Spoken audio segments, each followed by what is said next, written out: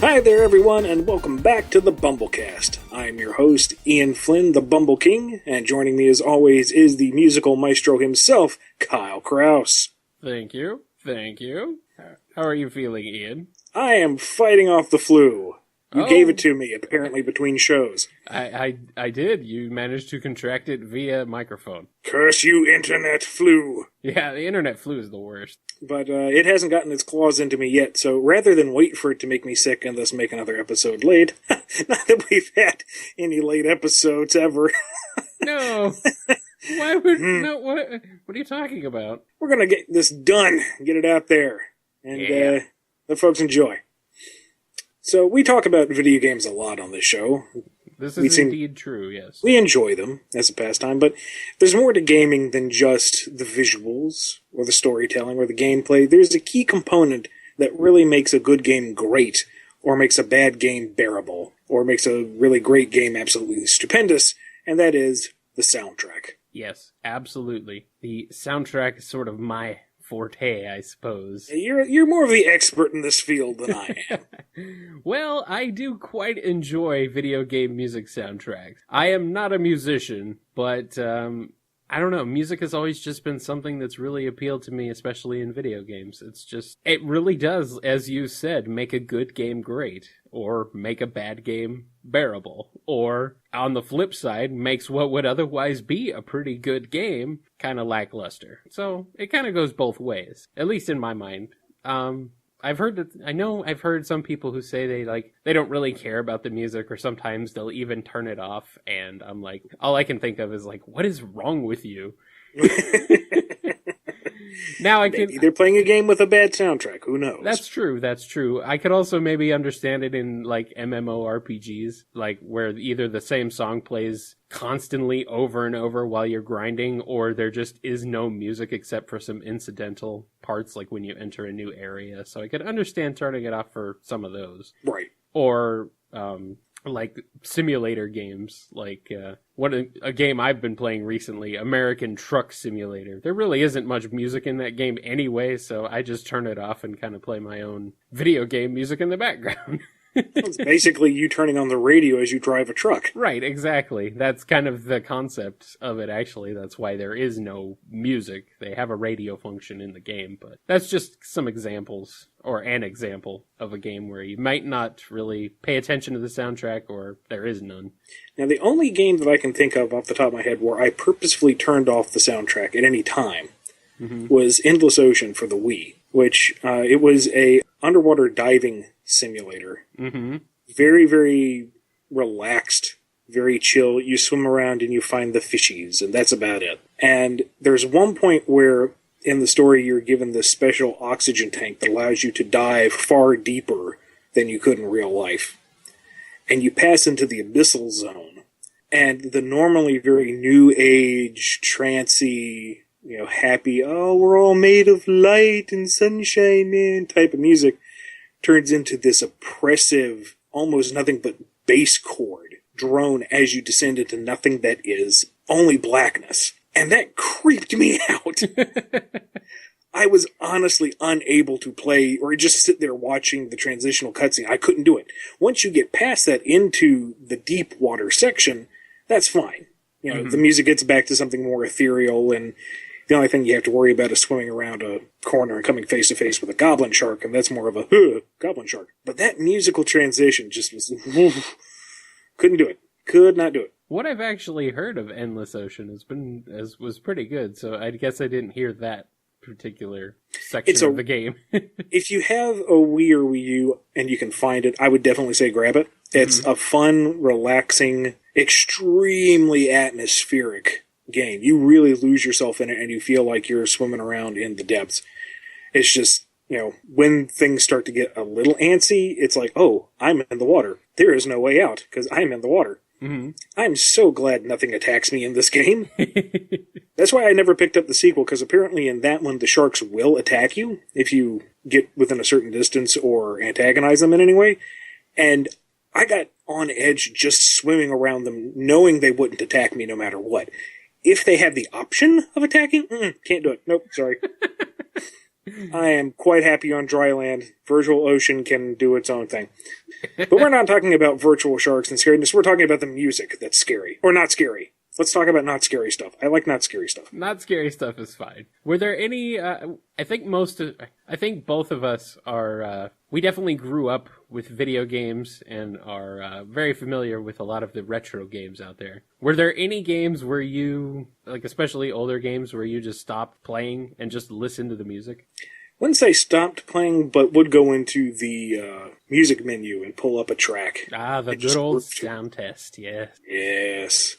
Because once you get to Doomsday Zone and Sonic 3 and Knuckles, sometimes you just need to sit back and rock out. Uh-huh. Yes. Never mind that stage was an experience in and of itself, and the music just lended itself to it. But yes. Yeah, that freaking game, Sonic 3 and Knuckles, man. If we're going to start talking Sonic soundtracks, that's going to be, for me, the one to start with. Sonic 3 and Knuckles, pretty fantastic. That was definitely a game where I sat and just listened to the music until the timer would run out, and then I'd sit and listen to it again after Sonic died. Speaking of Sonic music, what are the more modern Sonic games that have soundtracks that you've enjoyed? I found Sonic and the Black Knight had a surprisingly robust and endearing soundtrack. I would agree, yeah. That and Secret Rings. Secret Rings was weird. It was definitely not your typical Sonic soundtrack, but it was funky in a fun way. Yeah. It wasn't the best Sonic game in the world, and it probably is the weirdest Sonic soundtrack, but it was still fun in the virtue of its own music. Really adored most of the tracks out of Sonic Colors as well. Yeah, Sweet Mountain is just one of my favorite tracks out of any Sonic game. Yeah, Sonic Colors is definitely definitely a standout for me. I would say one of the more disappointing Sonic soundtracks, and I feel really bad about it, was the soundtracks for Sonic 4, episodes 1 and 2. Yeah. I don't know. I guess I don't know what happened exactly. It's Jun Senoway doing the composition, and usually he's pretty great. He's the guitarist for Crush 40. He did all the music, most of the music at least, for Black Knight, and has done a lot of the music since Sonic Adventure, and actually did some tracks for Sonic 3 and Knuckles too. So it's like, I don't know exactly what happened. I guess he was trying to emulate the styles of Sonic 1 and 2, and I guess that just doesn't really work for him. Plus it had been like 20 years at the time, so right. I don't know if things had just changed. His composition style changed or something, but unfortunately, Jun Senoway, as awesome as he is no Masato Nakamura, so... Part of it, too, might be that some of the brilliance of the tracks that came out when we were first getting into video games, when they were first coming out, was that they had a very limited amount of tools and space to make tracks. You couldn't make anything more complicated than a simple melody. Right. And nowadays, it's almost limitless in what you can work with and how much you can produce. So it could be it's too much canvas and too many materials to work with. It kind of blinds you to what you have. I thought Episode 2 had a stronger soundtrack than Episode 1, and I still think Metal Sonic's theme in that is pretty kicking. Yeah, Metal Sonic's theme definitely was one of the standouts. Because I don't say it's bad, but it's just very mediocre overall. There's a few standouts here and there, but it's kind of, I don't know, it just feels lacking to me, which is really unfortunate, because I love Jun Senoway and I love his work, and I don't know. None of them really pop like right. The original Genesis titles. Like if I say, what is the tune to Mushroom Hill? Oh. Might take you a second, but you know what it is. Oh no, I already know what it. I knew what it was before. I knew what it was before you even finished saying mushroom. Oil Ocean, Mystic Cave, any of those. Now, what's the tune to Sylvana Castle? I don't know. Yeah. I didn't even know that was a level. I completely forgot. It's the first one in episode 2, Kyle. Like I said, I totally forgot. So, which two? I think it gets a harsher rap than it deserves. I enjoyed episode 2 a fair bit myself, but episode 2 was definitely a bit more polished than episode 1, but the music just kind of killed me on it. I couldn't get over it. I'm like, this is so just boring. What's going on? Now, a game series, and I'm using series in the most broad term, that I know you have an appreciation for, is the Tales of series. Yes. That has some absolutely phenomenal music throughout all the titles. Yeah, absolutely. Yeah, Motoi Sakuraba has been the lead composer of a lot of the Tales games, and he's kind of legendary. I know some people claim he's gotten kind of stagnant over maybe the last decade or so, but I still really enjoy his stuff. And I would deflect some of that criticism because how many tracks has he created for how many games? Oh, thousands. Never mind his own original compositions. Yeah. And there's only so much one man can make. Right. And even at his stalest, it's still entertaining music. I'm not a big fan of prog rock myself. It just is not something that I enjoy typically. Mm-hmm. And that's primarily his style. And I still find it absolutely amazing. I love most of his tracks. Yeah. There's also on the Tales series Shinji Tamura, who is also legendary in his own right. For just to lend some street cred, Shinji Tamura was responsible for arguably the most famous battle theme in this series, Fighting of the Spirit, and that's pretty amazing. There's also been in the more recent games Go Shina, who is really fantastic. I heard some of the stuff from Tales of Zestiria. I haven't played it yet, but I have listened to some of the music, and Go Shina's stuff really stands out as phenomenal. In Zestiria in particular, pretty much all of the major temple themes are just so strong and so engrossing that when we were playing through it, my wife and I, we honestly stopped for a second to listen to it. Normally it's get in there, fight enemies, find treasure, finish quest, move on, but these were just so powerful and so entertaining in their own right that you just had to stop for a second and go, whoa, that's a good track. If nothing else, look up Zavid's personal theme when you get a chance, folks. That's some fun music right there. Yeah. I still really like Tales of the Abyss's battle theme. The arrow was shot. It's like the first battle theme, I think, of the game. I just really enjoy that one. That one's a really good Sakuraba track. And another track, again with Sakuraba, which was also composed by Hibiki Yama, I'm going to say. Yeah. Is Fury Sparks from Tales of Vesperia. You want to talk about a great yes. battle theme. Oh, man. Yeah, that's a really good one. Fury Sparks is pretty fantastic. And that's the beauty of YouTube. Just type in any of these titles, search, find, and it's fantastic. Go for it. Yeah, definitely. One series, though, that I think we're both huge fans of, and you actually have a personal connection to, Mega Man. We gotta talk some Mega Man. Who? Oh, never mind. No, Mega Man is known probably more for his music than his gameplay when you get down to it. Right. Mega Man might be the gold standard of video game music in a lot of ways. I mean, we're not going to get into which was superior, Mega Man 2 or Mega Man 3, because people will come to blows just listening to the podcast if we go down that road. But I actually want to throw my head in here on this. Are you going to let me, or or is this going to be too much? Everyone, just sit down and take a calming breath. Okay, Kyle, go ahead. Okay, let me justify this really fast. Mega Man 2 overall is the better soundtrack, the stronger soundtrack overall, taken as a whole, to me. Mega Man 3, however, certain tracks on Mega Man 3, I would say are superior, very much so superior to those on Mega Man 2. But I think overall just Mega Man 2 has a more consistent soundtrack versus Mega Man 3, which kind of, for me, all the tracks are pretty great, but it has a few more ups and downs. Like, I'm not really big on Needleman's theme, for example. It has a few more ups and downs for me, personally. So that's kind of how I feel on it. So your position is they're both better than each other. Pretty much, yes. You madman! Do you see what you've done? It's gonna cause a black hole. The two games are gonna surround each other and just spin around forever and ever and ever and ever. But yeah, I just, both those games really have fantastic music. Mega Man 5, I would say, has a highly overlooked soundtrack.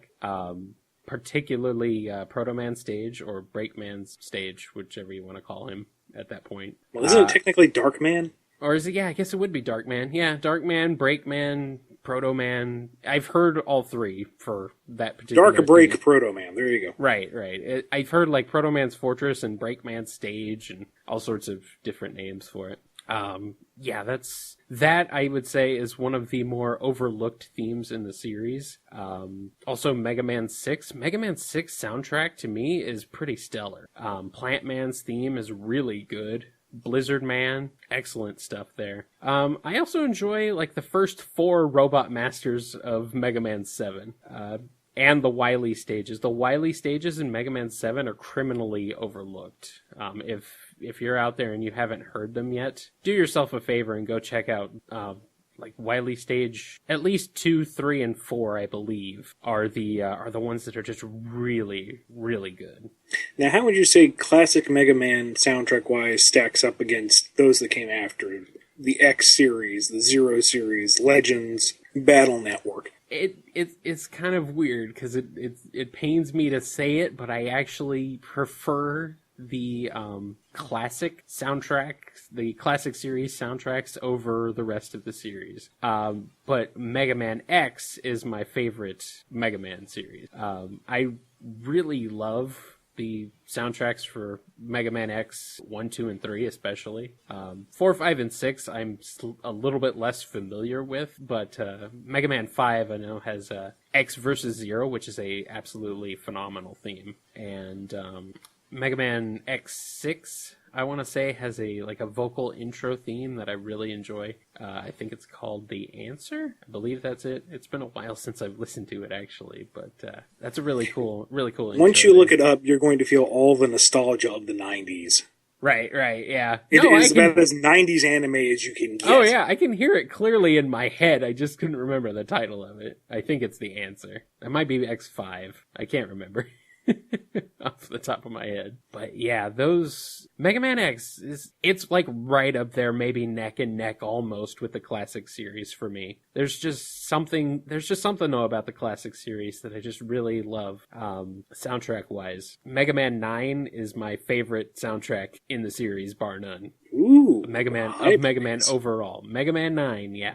Is there a specific soundtrack that you kind of go to? I mean, probably 2 or 3. It's hard for me to pick because my favorites are colored by a lot of the remixes and covers that have come since then. Right. It's hard to say. I don't feel justified in saying, oh, well, this soundtrack is the best when I'm thinking of the Mega's version of it, because that isn't really a fair comparison. Yeah. I will say, though, that those two, History Repeating Blue and History Repeating Red, are some of the best soundtracks to play when you're working out. Yeah, I can see because that, yeah. When you get on the treadmill and, Breakman's theme comes up and what am I supposed to be? And it's like, yeah, I can get my heart rate up to that. That works. That's good. Yeah, the Megas are pretty astounding. But this isn't the remix show. This is not the remix show. We'll cover them on a later date. Yep, but speaking about video game music and shooting, a new contender to arise on the horizon. Uh-oh. Splatoon. Ah, yeah. I got obsessed with the Splatoon soundtrack for a while.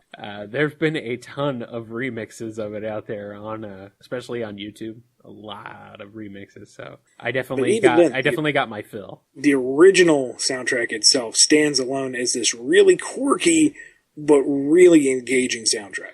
Yeah, it's really weird because, from what I understand, it's inspired like this sort of 80s Japanese punk movement, kind of. I don't know the exact details, but it's this really interesting window into into sort of a musical era that most of us in the West weren't really privy to. I don't know the exact details. I can't like point to a specific band or anything, but it's just really interesting to me how it's where the inspiration comes from for that game, for the music in that game. See, I didn't know any of that at all. So color me educated. Yeah, it's really cool stuff. Of course, there's more inspirations than just that one in particular, but yeah, it's really interesting. Obviously, there's more inspiration because there's one track that sounds almost death metal screamcore in there. Oh yeah, of course. And then which is hilarious when you're jumping around throwing paint at one another. Yeah. And you've got this hardcore track in the back going, and you're shooting each other with inking. It's the juxtaposition of it all is just fascinating odd.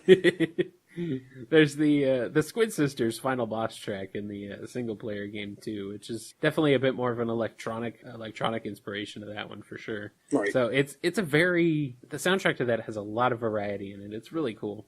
And I think it's worth noting that it has the distinction of getting its own live show.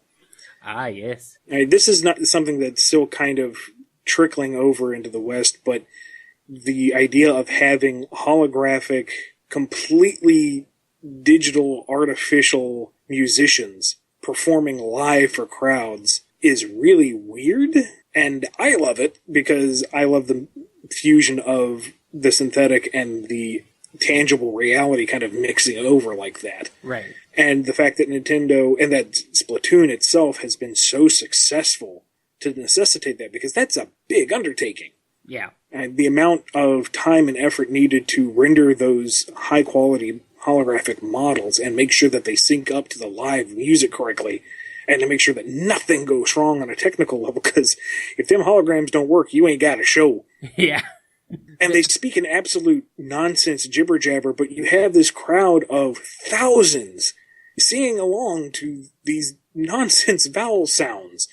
And it's kind of surreal, I guess. But at the same time, I was incredibly jealous that I didn't get to go. Yeah. Yeah, I would have loved it. It would have been awesome. Nintendo definitely, I don't know if it intentionally or sort of after the fact, but Nintendo was seemed to be pretty inspired by the Japanese pop idol movement with Callie and Marie.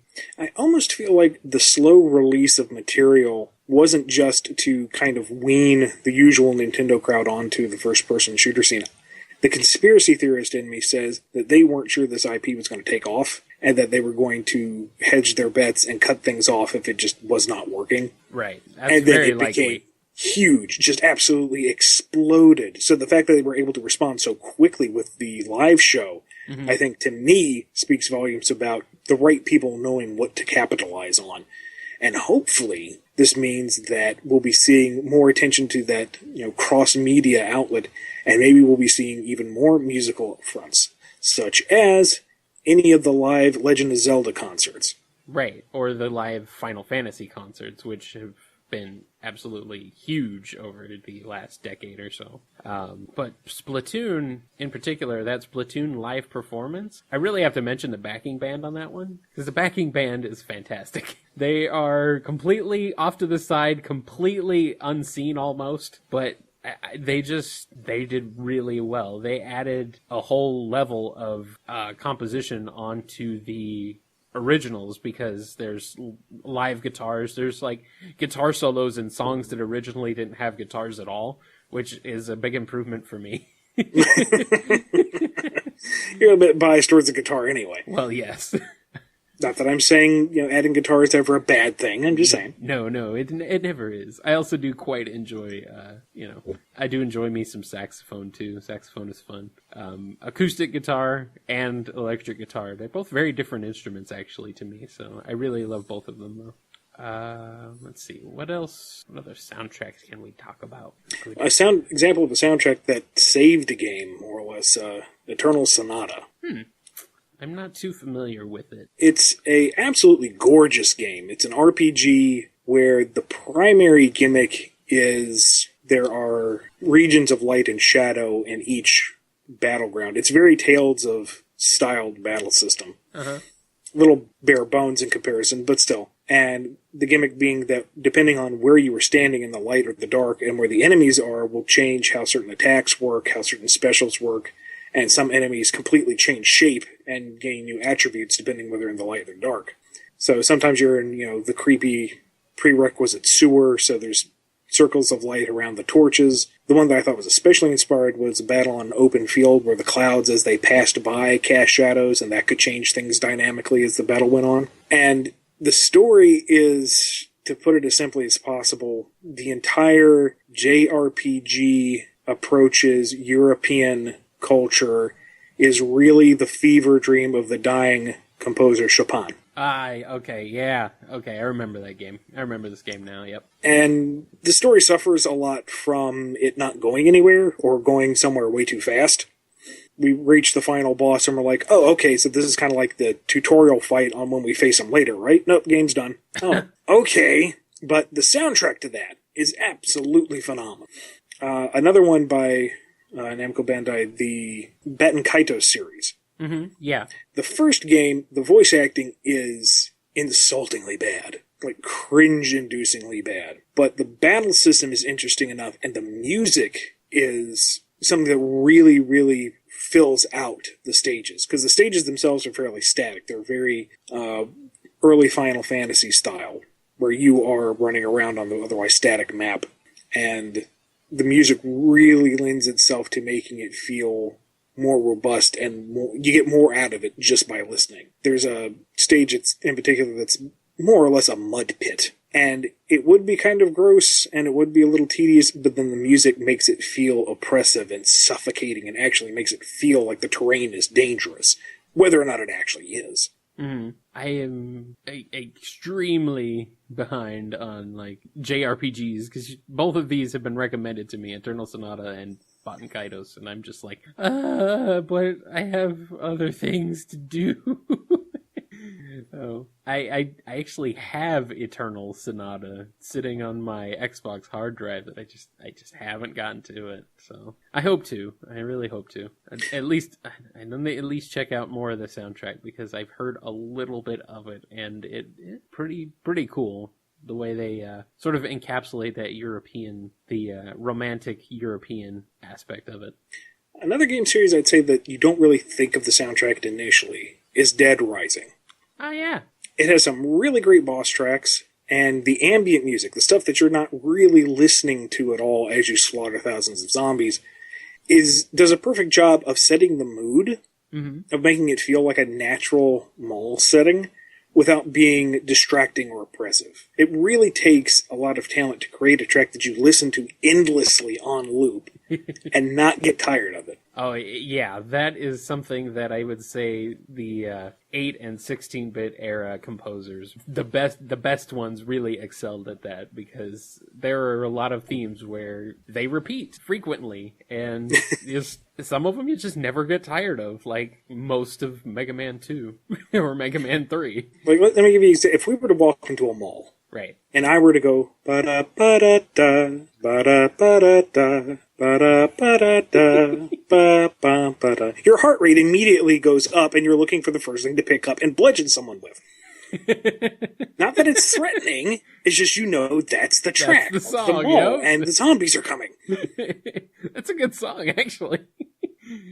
Yeah, Dead Rising definitely has a pretty good soundtrack. It's that Capcom, though, man. That's what they do. Like, look at Street Fighter. Street Fighter soundtracks are pretty phenomenal, so... Especially Street Fighter V. That's done a fantastic job of taking the older tracks and updating them. I mean, what they did with Nash's theme? Yeah, Nash's theme is awesome. And Karen's theme? I love Karen's theme in that game. Or Karin, or whatever her name's supposed to be. Which is too bad, because Rashid has the best theme of all time now. That can't be really disputed, but... I don't know, man. Come on, they chant his name. Okay. He's also the best new character in the series, so yeah, he just kind of wins by default. I still really like are Mika and Cammy's themes too. Cammy's theme, of course, has just been a standout since Street Fighter 2, the New Warriors, I think it's called. No, not New Warriors. Is it the New Champions? One of those. It was the one of the last releases of Street Fighter 2, because you know that game came out like a million zillion different times. I can only hope that the DLC characters as they come out will have equally good tracks. Oh, I'm sure they will. Capcom's does really well with the Street Fighter soundtrack. Street Fighter 2, Street Fighter 3. My good friends over at Overclocked Remix did the remix soundtrack for Street Fighter 2 HD Remix. That's on the Xbox and PS3. So if you haven't checked that out, definitely go do so. The soundtrack, of course, is completely free over on the Overclocked Remix website too. But yeah, it's a pretty outstanding series. And while it only has, I guess, 3 tracks to its name, really, there is a DLC game that I'd been meaning to get to, and I finally did. It's only like $10. It's called Race the Sun. Oh yeah, I've heard of that. And it's incredibly addictive. You play as a solar-powered plane, and you chase the sun, because once the sun sets, you're out of power, and you blow up. And the landscape is very Super Nintendo Star Fox-esque polygon hell. And there's a track for when you start off, there's the track when you move on to the next stage or two, and then there's the track when the sun starts to set and it's saying you're going to die. Nice. And it really, really gets ingrained in your brain, probably because it's very easy to die and restart, so it keeps being played for you over and over and over and over again. Wow. But like I said, it's $10, so if you haven't had a chance to play it yet, or if you want a small, easy thing that you just pick up and put down, to play real quick while somebody's getting ready, grab it. Highly recommend it. Nice. Speaking of indie games, I think we'd be remiss in not mentioning a game that we have mentioned quite frequently since we started this show, Shovel Knight. Oh, absolutely. Composed by the legendary Jake Kaufman, and also featuring the equally legendary composer of the original Mega Man, Manami Matsumae. And that's one of those soundtracks that I would listen to legit by itself. Oh, absolutely. I'm ashamed of myself that I haven't even mentioned the Kirby series. Oh, man, yeah. Talking about tracks I could just listen to straight up. Uh-huh. Yeah, Kirby's Adventure for the NES, kind of an overlooked game for soundtrack-wise, in my opinion. But just pretty outstanding stuff. I know most people will point to Kirby Superstar, and Kirby Superstar is fantastic, but Kirby's Adventure has some really good stuff. It's a late-release NES game, so they had absolutely perfected their use of the sound hardware, and of the rest of the hardware as well, because it's a absolutely stellar game. And the final boss fight from Kirby 64 is one of the best final boss tracks out there. Oh, yeah. Yeah. And it frustrates me, because I've never heard a rearrangement that quite captures the same effect as the original. It always feels like they get the timing wrong or something, or something sounds a little too tinny. It really needs to be done right, and if I was a composer, by God, I'd make it. But I'm not, so I'm just going to sit here and complain like anyone else does on the internet. I might have one for you. Is that 02? Oh, yeah. Okay, yeah, I might have one for you, and I'll throw your way, because it's really good stuff. And when we're talking about indie tracks, we should also mention Undertale. Ah, yes. More than just for Megalovania, even though that is a spectacular track that you can listen to on loop repeatedly. But yeah, which is a good thing, because it will take you a long time to get past the part where that song plays. Get dunked on! Yeah! Yeah, Undertale is definitely worthy of all of the praise that's been heaped on it, not just for its gameplay, but also for the soundtrack. It is absolutely astounding. And Toby Fox, who pretty much made the entire game by himself, is an extremely talented dude. Funny story, I actually got to meet him last year when he came up for the Toronto Small Press Expo, TCAF. And, we're just walking around downtown Toronto talking about, what are you doing? What are your projects? And oh, yeah, I'm working on a RPG. It's where the focus is not killing the enemies and talking about it. It's called Undertale. I'm like, that sounds pretty neat. I'll have to give it a shot when I get a chance. So Undertale comes out. It's a small hit. You might have heard of it. And I'm talking to my youngest brother who's in high school and his friends, and they say, "Have you heard of Undertale?" Yeah, I have. I actually met Toby Fox briefly in person, and they looked at me as if I had said I had touched Jesus. Not seen the light, but actually got to shake the man's hand. It's like, oh, you were within 50 feet of Toby Fox. It's like, yeah, he's a cool guy. He's very laid back. He does. Stop staring. He seems like a very cool dude. His Twitter feed definitely is definitely pretty cool. There was actually kind of a little bit of a back and forth between Jake Kaufman, aka Vert, who composed Shovel Knight, and Toby Fox on Twitter, and they were talking about how like both of them were just in awe of each other's work. It was like this really weird sort of starstruck loop where they were both kind of starstruck with each other. You realize what has to happen now. We have to lock them in a room together and have them compose something. Yeah. Some soundtrack. I don't care if it goes to a game. It's just the music. Oh, the music, Kyle. Yes. Oh, man. It's just amazing. And I don't know. Something I want to touch on real quick, because you mentioned Undertale. Undertale's absolutely astounding. But going back a little further in the indie archives, Cave Story. Yeah. The Cave Story soundtrack. If we want to talk about games made by one dude, where everything was done by one guy, Cave Story is a pretty good game. A really fun platformer, very creative, sort of, actually in some ways reminds me a little bit of Undertale, just sort of in the kind of emotional undercurrent that the story of the game provokes. It's kind of interesting that way. And there's just a couple tracks in that game that are just really absolutely stand out to me for sure. But also the main theme, the title theme, it's just really catchy and a lot of fun. I love it a lot. We could probably go on and on about this for another 3 years, but we don't have that kind of time. Yeah, what we do have time for, though, is some Q&A. And with this episode, we are starting up the special feature that will be, hopefully, in every episode to come. Those who support our Patreon have the option of paying to get priority into the Q&A. Woohoo! Priority Q&A! Woo! Yeah! Now, if you asked a question earlier, don't worry, you are still in the backlog. We will still get to you, and we will be answering 3 general Q&A questions per episode. And we'll still be taking Q&A questions the normal ways as well. It's going to take a little while to get to them. Right. And we're going to be starting off with 3 patron-exclusive Q&A questions first, and then we'll get on to the general ones. So, Kyle, lay that exclusivity on me. All right. We have a question from Connell T. He asks, I noticed Flynn referenced TF2's Heavy in an earlier video. So that got me thinking, which TF2 classes do you think would suit heroes and egg bosses? That's Team Fortress 2 for people who aren't in the know. I am Heavy Podcast Guy. This is my podcast voice. That is an interesting question. Yeah, it is. That is. That's it. Well, we're going to limit this to the egg bosses that have been named and have appeared thus far in the series. No spoilers for you. Uh-oh. Let's see.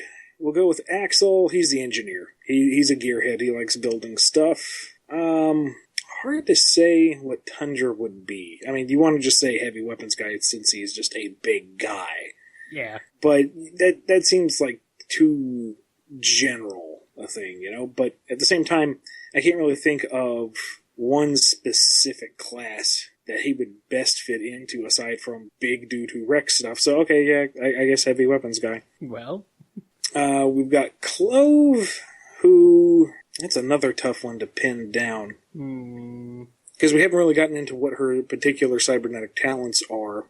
And everyone in TF2 is such a big, bombastic characterization, and she's far more reserved. Yeah. Maybe we'll kind of tip the hat towards Spy on this one, just because the Spy seems to be the only one who stops and thinks first. That's what I was going to say, actually. Spy might be the most cool, level-headed character to go with. Thunderbolt is a toss-up between the Pyro, in terms of pure, chaotic damage, and the Soldier in that fanatical detachment from realism. Let's see, Conquering Storm, who we've seen on the covers, we know she's coming back. Again, hard to say since she's so disciplined and so many on the TF2 crew are not. I don't know if she would really fit into... maybe Sniper. You know, he's an assassin. The difference being one's a profession and one's mental illness. So, sure, we'll toss that to her. Hood... let's see. He's more of the manipulative, off to the side type. Everyone's so in your face. And character-wise, what's that? He's a backstab, so we might go spy with that one as well. No. Yeah, I don't really have any suggestions. I guess, and then in terms of the Battle Lord, since we've seen him on the cover, I don't want to get into too many specifications yet because there's one scene in particular that'll be in an upcoming issue that will make it very clear what class I would put him under, but I don't want to spoil the surprise of that moment. Can't spoil it. We've got a couple other Oceanic bosses. Folks have already figured out who one of them is, but we're going to play that coy. There's one from the Australian equivalent region. We're again going to dance around that. So I guess we'll leave it at that for now. Did I miss anybody? I'm not sure. I'm looking at the list. I'm looking at the list of them right now. I think you got most of them. Does Cassia count? Cassia's kind of or Cassia. Okay, yeah. A sub boss, kind of a co-commander. She wouldn't be the same level of decision making as Clove, but she still holds rank because she's Clove's sister. She's probably more like the scout. Yeah, I could definitely see her beating someone in the face and going bonk. This question is from Daniel H. He asks, I believe Mr. Flynn wrote somewhere that his time as a method actor helped him in writing characters. Could we hear more about that? Was there a particular school you trained at, or method? Strasbourg? Stanislavski? I probably pronounced that wrong. That spoke to you the most? When I say that level of acting training, it went as far as high school. My high school theater teacher was someone who kind of pushed the boundaries. He definitely did more than just, I suppose, phone it in. He really did want us to explore a number of avenues and methods, but I never really had any like formal, hardcore, real acting school training. Primarily because I just was not enamored with the politics and drama that comes with drama. You know, I greatly enjoy acting. I wish I could do it more. But there are so many more people who it is their passion. You know, it's what drives them. It's what they need to do. And they will fight dirty for it. Right. Yeah. And I don't really want to do that. You know, I enjoy it, but I don't enjoy it that much. It's a hobby. It's not my lifelong goal. So I leave that to them. But what I remember from those classes, because I was in drama class pretty much from the minute you could enroll until I graduated. And the school I was at was, all grades. So I had pretty much the same theater and the same teacher for a long time. He covered a wide range of topics and skills and what have you. From that, I prefer the idea of the method actor where you become the role of the character. Because to me, if you can convince yourself of what you're saying, it stops being dialogue. It stops being lines in a script that you have to memorize. It becomes your voice. This is what that character would be saying in this instant. And I think just by the nature of getting into it from that approach, it gives you a certain degree of sincerity, I guess, a bit of believability. If you can convince yourself what you're saying is what you mean, that I would imagine would further be conveyed to the audience. So from that mindset, if you are writing dialogue for a script, for a book, for anything really, if you're in the head of that character and you're trying to decide how they would react to the situation that you've put them in, instead of falling into the trap of, this is where I need the story to go so the character will act like this, it becomes, here's the situation they have arrived at, how do they react? How do they move forward? And that, I think, comes across as more genuine. That's one reason why I like role-playing games and like D&D and stuff like that, is you're kind of forced into situations as that character, and you don't really have any, as a player, you don't really have any particular knowledge of where the story's going to go, so you pretty much just have to kind of react in that moment as the character would. Right. So, and I have always kind of thought about writing in sort of a similar way, writing characters, writing fiction, when the few times I've gotten the chance to actually sit down and do it. All right. We got one more question from the Patreon Q&A supporters. Thank you guys, by the way. The Shadow Imperator asks, can you talk about how your original draft for Shadowfall would have gone, specifically regarding the involvement of Mephiles and Black Doom? Not in great detail, because there wasn't a lot of great detail to go into. It was part of the initial pitch, and that got shot down really fast, and we revised from there. Overall, it wasn't that different. The Black Comet Orc shows up, that is a bad thing. Are you a bad enough dude to save the president? Go up, nuke aliens, go home. The difference being that at the time I had a way of Nephilis coming back through some time travel shenanigans, and he, being the time traveling manipulator that he is, found a way to spirit Black Doom back into being and said, "Hey dude, Shadow just killed you. You want to get some revenge posthumously?" And they would come down and Black Doom would get blown up again, and the idea was that Nephilis would become a reoccurring villain of sorts. There were some early ideas on just how Nephilis-y he would be. Would he be the same as he was in Sonic 06? Would he have a different incarnation?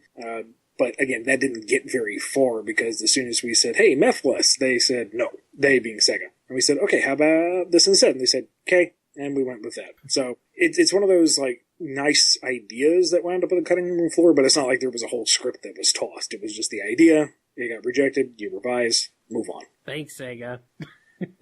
Well, don't say it that way. I think what we got out of it was honestly better. Eclipse is a far more intriguing villain. Eclipse is cool. I will give you that. Eclipse is very cool. The Dark Arms are a lot of fun, and I think the story is a lot stronger because of that dynamic between Shadow and Eclipse that would not be there between Shadow and Nephilis. So, in the end, I think we got the better deal. Yeah, I suppose. I was just, picking on Sega. I have to do that. Well, I gotta keep him. I gotta keep him in line once in a while. Yeah, you crack that whip. I'm sure they flinch. Because they care. Yeah, exactly. All right, thank you everyone for the patronage. We move on now to the general Q&A. Starting with Croc Pedo, they want to know, New Crusaders, Dark Tomorrows, did it succeed Archie's sales expectations, or should we say goodbye to the team? I don't know. I don't really get to see sales numbers at the end of the day. I basically am told, "Hey, we want you to do a thing. You free?" I'm like, "Yeah, okay." I really hope it does kind of rise from the grave. I had a lot of fun with New Crusaders. I had a lot of plans for New Crusaders. And I really think that the Dark Tomorrow standalone, which should still be available digitally on the Archie app, I think it really speaks to where we were going. And I really like working with Aletha. And I think we had something great going on. So doesn't hurt to buy up a copy, shoot Archie an email and say, "Give us our New Crusaders," see what happens. So would you be interested in doing something for the Dark Circle imprint in the future then? Oh, sure. Absolutely. I'd be happy to do anything. Yeah. I live and die by the paycheck, but I don't know. I would at some point like to get on board with, I guess, a more mature line, for lack of a better term. Just to show that I don't do talking colorful characters all the time. Right. It's cathartic to write somebody beating another person's face into hamburger meat, I'm Break out of the mold just a little bit. I'm down with that. I'm all in. Sign me up. Spin wants to know, does Nagus have a gem in his belly button that can grant wishes? No! No! And as long as I'm in control, we're never going to see his belly button. He is going to remain fully clothed. I don't care about handsome time, even if it was the best off-panel we ever did. No, not going there. Wow. I don't even know where this question came from. Pretty sure it's a reference to Adventures of Sonic the Hedgehog. Okay. Oh, crap. Yeah, now you see it. Huh? Okay, yes. I remember now, yes. Yeah, move on, next. Move. Mental bleach inbound. Okay. Sonic Blue Ranger. Hey, Sonic Blue Ranger, you've been on this show before. After everything reset at the end of Worlds Unite, did Sonic still get that Master Emerald shard that he got in Part 1? This has been bugging me. No, he did not. And that shard will be accounted for in the near future. Oh, I don't know how near future, but it will be accounted for. I specifically set that scene up to come back to it later. Ah, yes. Spoiler alert. Except we didn't spoil anything. Anyway, this is not quite the last question because we have a bonus question. I'll get to that in just a moment here. But this last official question here from Tabby. She has a question for you, Ian. She wants to know, what's it like in Canada? It's kind of a broad I know, it's a question. broad question, yeah. Cold at the moment, but we've had a mild winter, and I don't know, I'm originally from the U.S., immigrated up here to Soviet Kazakhstan, where everything is covered with maple syrup, comrade. Oh, yeah. I've been And there. It's I like true. it up here. It's nice. I'm a good old boy from the south, so when it snows, I am still delighted by it. Everyone else kind of gives me a funny look. It's snow. Get over it. No, it's snow. Tee. The people are polite. The city is big and clean and modern. The U.S. dollar turns into lots of Canada bucks because the dollar's weak right now. There's a Tim Hortons on every corner. There's poutine. I do miss the good old southern cooking, though. It's really hard to find good fried chicken and biscuits up here. But other than that, Canada's nice. It's beautiful. It's spacious. The people are friendly. And it's funny because whenever we drive across the border, I've gotten so used to looking at the speedometer and the kilometers per hour, I have to go back to miles per hour. And you wouldn't think it's that big of a jump because they're fairly close-ish. Yeah. But, you're cruising down the highway at 80 miles per hour and it's like, oh, this would get me in very much trouble back in Canada where, 100K is about the max and about 80 miles per hour is, I think, closer to 140K. And it's funny how the little things go back and forth. I do not miss the old American money. I feel kind of bad saying that. But I really like the coinage. I really like the plastic, colorful Monopoly money. I don't know. I've been fully converted, I suppose. Having been up there when I visited you guys, I really enjoyed it a lot, and I definitely would not mind living there. So that's my take on it. We've got one last question here. This is actually a redo question because in the Q&A fest, during the Q&A fest, we were doing a whole lot of questions, and there was one question I asked from Uwahi, and I don't know if I just reworded it differently or like what happened. Something happened to where I screwed up and didn't word it properly or reworded it for brevity or whatever, and the question ended up being like completely changed and not really answered. So, if you don't mind, Ian, would take another stab at this one? Do over. Alrighty then. This one is from Uwai. They ask, seeing that Leonard Dorado is the mayor from Rockman GE, Madam Y is the redesigned Wily's assistant from Ishikawa's art, and Lalinde's Vesper Woman was the scrap design for Light's Hornet Man, what other characters from the classic Mega Man media would you have liked to use in the comic as part of the main cast? This means both what you are planning to use and what you wished you could use. Kind of hard to say since I'm not moving forward with the book right now. I don't think there would be a lot of the class of that kind of fringe material that I would be bringing in. I would like to bring in Waltz. I had big plans for her. Mm-hmm. If we were allowed to use that design at all. Right. I did want to find some excuse to bring in the Lion Men, like have a bad B movie playing in the background.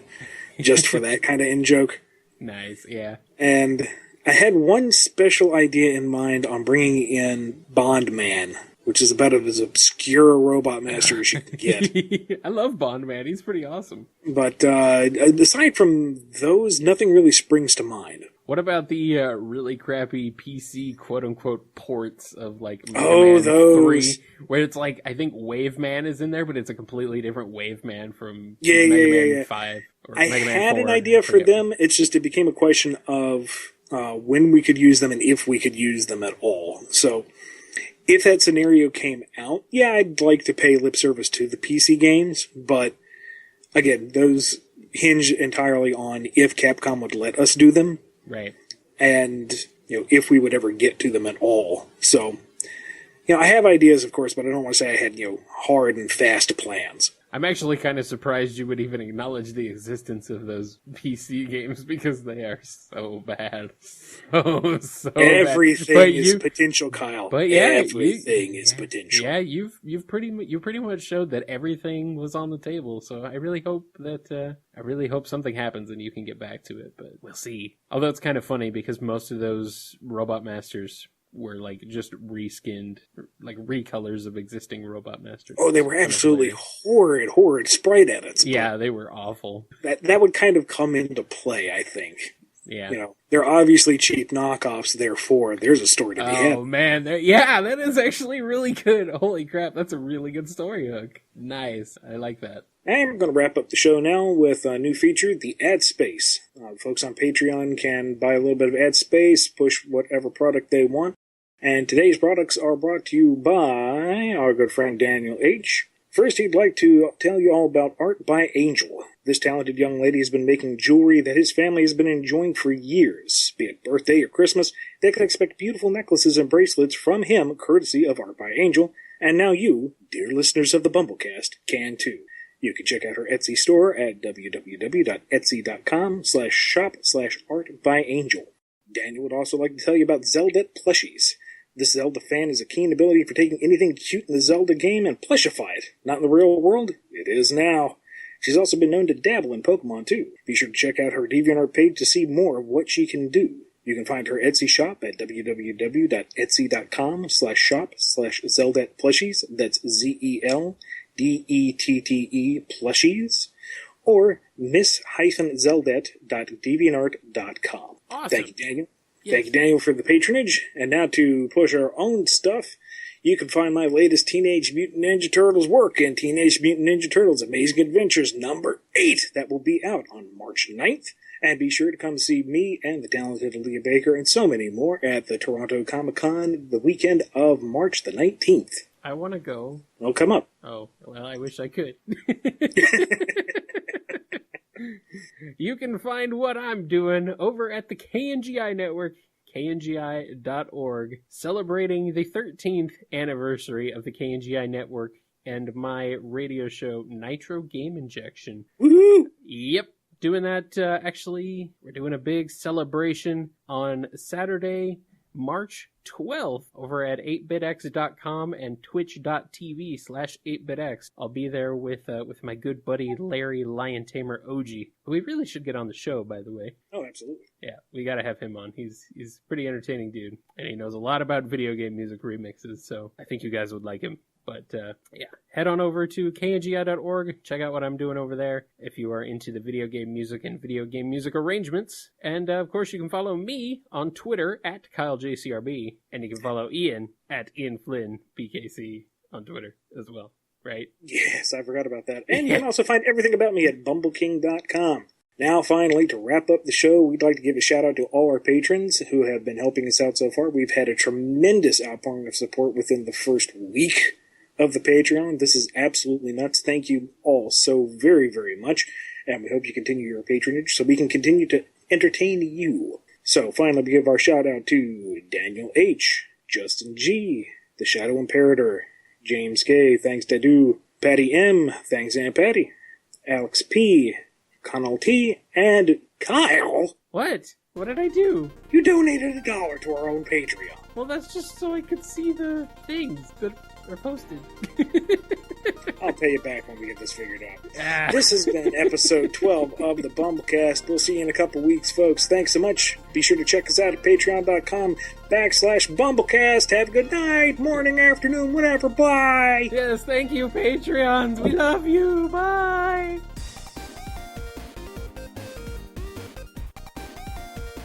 With your support, we've... Hold on, let me make this legible. We've been making a Bumblecast. Please don't be listening to Sean now. Please, thank you. Send me them audio thingies and I'll get it all put together. Alright. Sounds like a plan. Yep. Sounds good. Sounds good. Sounds like a thing we can do to do the things that we do. Yep. Jethro and Billy Bob do Bumblecast. Hey, thanks for listening to the Bumblecast. If you like the show, be sure to hit that subscribe button and consider supporting us on Patreon. We have some great rewards as well as big plans to make the show even better. Also, rate and review the show on iTunes. It gets more folks listening and really helps us out, so we definitely appreciate it. Original music by Ken Coda Snyder, used with permission. Find more of his music at bc.s3m.us and find the theme song at noisechanradio.bandcamp.com. Available as a pay-what-you-want download.